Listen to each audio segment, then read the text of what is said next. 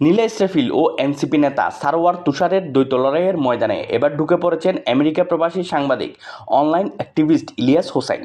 সম্প্রতি নীলা ইসরাফিলকে নিয়ে ইলিয়াস তার ফেসবুকে লেখেন, হাসান আরিফের সম্পত্তি ভাগিয়ে নেওয়ার লোভে তার ছেলেকে পটিয়ে বিয়ে করেছিলেন নীলা ইসরাফিল।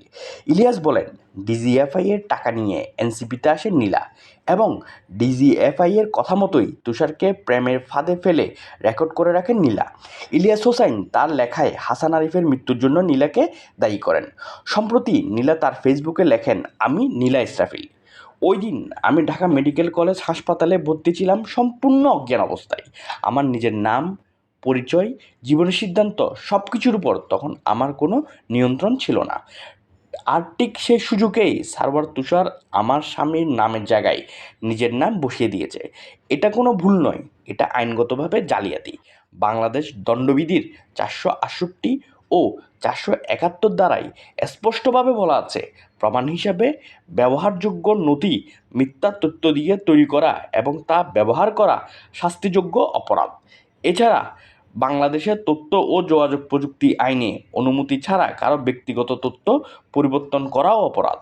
আমার অনুমতি ছাড়া আমার পারিবারিক পরিচয় বিকৃত করা মানে শুধু আমার সামাজিক সম্মানকে আঘাত করা নয়, এটা আমার মানবাধিকার লঙ্ঘন।